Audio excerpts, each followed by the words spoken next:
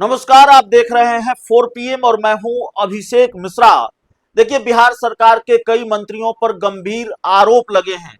कुछ पर भ्रष्टाचार के आरोप हैं। सम्राट चौधरी जो बिहार के डिप्टी सीएम हैं, उन पर हत्या, नाम बदलने, फर्जीवाड़े का आरोप है। और मैं कह रहा हूं आरोप है, और ये आरोप प्रशांत किशोर ने लगाया है।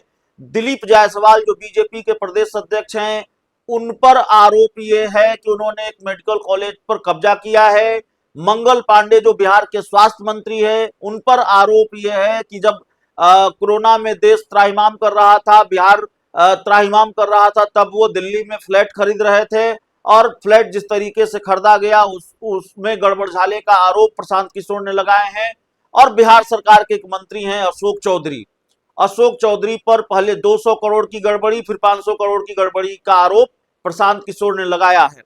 तो अशोक चौधरी की बात इसलिए करेंगे क्योंकि अशोक चौधरी इन बाकी मंत्रियों के मुकाबले, जो बीजेपी कोटे के मंत्री हैं, उनके मुकाबले अशोक चौधरी की मुश्किलें ज्यादा बढ़ी हुई दिखाई देती है।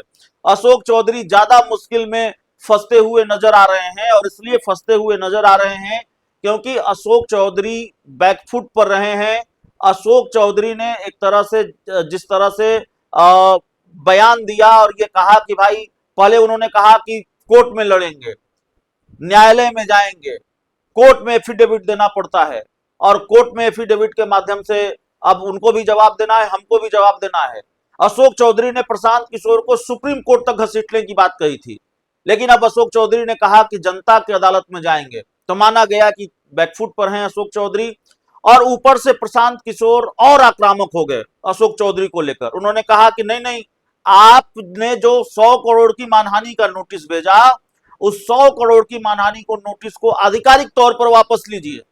मतलब अशोक चौधरी को पूरी तरह से झुकाने के मूड में प्रशांत किशोर हैं।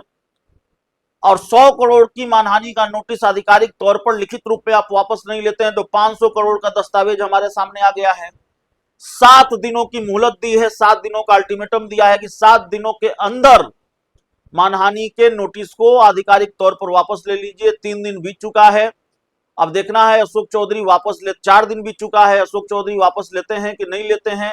और दूसरी तरफ अशोक चौधरी की मुश्किल सिर्फ ये नहीं है कि प्रशांत किशोर हमलावर हैं। प्रशांत किशोर आरोप दर आरोप लगा रहे हैं, प्रशांत किशोर ने टेंशन दे रखी है। बल्कि अशोक चौधरी की मुश्किल यह है कि पार्टी उनके साथ खड़ी नहीं दिखाई दे रही है। और अब तो यह दिख रहा है कि जिस नीतीश कुमार के वो करीबी मंत्री माने जाते थे, वो नीतीश कुमार भी अब अशोक चौधरी के साथ खड़े नहीं हैं। और ऐसा हम क्यों कर रहे हैं, सिलसिलेवार तरीके से हम बताएंगे। पार्टी क्यों खड़ी नहीं दिखाई दे रही है? इसलिए खड़ी नहीं दिखाई दे रही है कि पार्टी के मुख्य प्रवक्ता नीरज कुमार साफ तौर पर सामने आते हैं। आरोपों की जब पहली किस्त जारी होती है तो वो कहते हैं कि भाई, ये अपने आप को नीतीश कुमार का मानस पुत्र कहते हैं। तो मानस पुत्र क्या ऐसा होता है? सामने आकर सफाई देनी पड़ेगी। तेजस्वी यादव का वाकया याद दिलाया कि जब तेजस्वी यादव पर आरोप लगे थे तो हमने उनसे बिंदुवार जवाब मांगा था, तो बिंदुवार जवाब देना पड़ेगा अशोक चौधरी को। अशोक चौधरी प्रेस कॉन्फ्रेंस करने को तैयार नहीं है, बिंदुवार जवाब देने को तैयार नहीं है, और बयान में कहीं ना कहीं यूटर्न नजर आता है। पहले उन्होंने कहा कि भाई, पहले उन्होंने 2 दिनों तक खामोशी, चुप्पी साधे रखी, अपनी पार्टी के नेताओं और प्रवक्ताओं की बात भी नहीं सुनी, वो सामने नहीं आए जवाब देने के लिए। और फिर उन्होंने, जब वो सामने आए तो उन्होंने कहा कि प्रोसेस होता है, समय लगता है। 100 करोड़ की मानहानि का नोटिस भेज दिया, नोटिस का जवाब जनसुराज ने भेजा। उसके बाद अशोक चौधरी बैकफुट पर, वो करें जनता की अदालत में जाएंगे।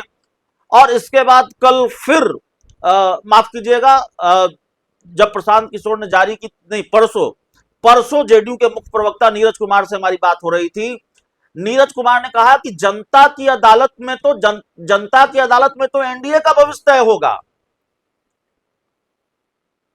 सामने आकर जवाब देना होगा, देना चाहिए। नीरज कुमार ने कमोबेश यही बात कही कि जनता की अदालत में जाने की जो बात हो रही है, वो जनता की अदालत में तो एनडीए का फैसला होगा, एनडीए का भविष्य तय होगा। तब तो अगर लालू यादव को वोट दे दिया पब्लिक ने, लालू यादव को लोगों ने जिता दिया, तो क्या वो चारा घोटाले के आरोप से बरी हो गए? क्या वो पाक साफ हो गए? इस तरह का उदाहरण जेडीयू के मुख्य प्रवक्ता नीरज कुमार ने दिया। तो जाहिर है पार्टी साथ खड़ी नहीं है। पार्टी के दूसरे बड़े नेता हैं महेश्वर हजारी, जेडीयू कोटे से मंत्री हैं, उन्होंने साफ कहा हमारे साथ इंटरव्यू में कि हम पार्टी के प्रवक्ता के साथ खड़े हैं और पूरी पार्टी प्रवक्ता के साथ खड़ी है। अब ऐसा लगता है कि नीतीश कुमार ने भी साथ छोड़ दिया है, और ये बात हम इसलिए कर रहे हैं कि नीतीश कुमार ने भी साथ छोड़ दिया है, जिसके वो करीबी मंत्री माने जाते हैं, जिनके वो, इसलिए कि इस पूरे आरोप लगने के बाद, इस पूरे घटनाक्रम के बाद एक बार वो मुख्यमंत्री आवास में दिखाई दिए नीतीश कुमार के साथ। बयान भी दिया बाद में उन्होंने कि नीतीश कुमार को सब मालूम है, मैं तो साहब से रोज मिलता हूं। और जब नीतीश कुमार ने 70,000 करोड़, माफ कीजिएगा 70 करोड़ महिलाओं को 10,000 रुपए की राशि उनके अकाउंट में भेजने की योजना का शुभारंभ किया, तो अशोक चौधरी जहानाबाद गए। तो दो मौके जब वो किसी कार्यक्रम में नजर आए, हालांकि नीतीश कुमार के साथ फिर वो नजर नहीं आए। मुख्यमंत्री आवास के अलावा नीतीश कुमार के साथ किसी भी कार्यक्रम में वो नजर नहीं आए हैं, जितनी मेरी जानकारी है। और अशोक चौधरी और नीतीश कुमार दोनों के बीच कोई मुलाकात की खबर भी हाल के दिनों में नहीं है। इसीलिए चर्चा यह है कि नीतीश कुमार ने दूरी बना ली है। अशोक चौधरी के आवास पर पूजा का भी आयोजन हुआ, नवरात्र पूजा का, जो आम घरों में भी होता है, कलश पूजन। और जो हमारे पास जानकारी है, जितनी जानकारी हमने जुटाई, नीतीश कुमार अक्सर अशोक चौधरी के घर पर पूजा पाठ के दौरान जाया करते थे, शामिल हुआ करते थे, लेकिन नीतीश कुमार उनके घर पर पूजा पाठ के कार्यक्रम में भी शामिल नहीं हुए। और अशोक चौधरी और नीतीश कुमार दोनों के बीच कोई, दोनों की साथ में कोई तस्वीर अभी नहीं नजर आई है। पिछले 4-5 दिनों में नीतीश कुमार सार्वजनिक कार्यक्रमों में लगातार शामिल हो रहे हैं, पूजा पंडालों में गए हैं, लेकिन ऐसी कोई तस्वीर सामने नहीं आई है। इसलिए हो सकता है कुछ संयोग हो, अलग कारण हो। खबर यह भी है कि अशोक चौधरी कल पटना से बाहर थे, कल पटना से बाहर वो गए हैं, अलग अलग तरह की जानकारियां निकलकर सामने आ रही है। लेकिन उससे पहले भी नीतीश कुमार जब सार्वजनिक कार्यक्रमों में शामिल हुए तो अशोक चौधरी उनके साथ नजर नहीं आए हैं। तो इसलिए राजनीतिक गलियारों में तरह तरह की चर्चाएं हैं कि भाई क्या नीतीश कुमार ने अपने सबसे करीबी मंत्री या करीबी मंत्री अशोक चौधरी से दूरी बना ली है।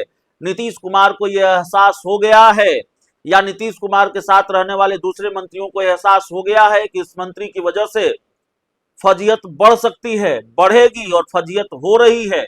इसलिए पार्टी के बाद अब मुख्यमंत्री ने भी क्या अशोक चौधरी से किनारा कर लिया है, और अगर किनारा कर लिया है तो अशोक चौधरी के लिए यह संकेत है कि आने वाले दिनों में उनकी मुश्किल और बढ़ेगी। कई तरह के सवाल हैं। इस पूरी रिपोर्ट में इतना ही। बहुत बहुत धन्यवाद।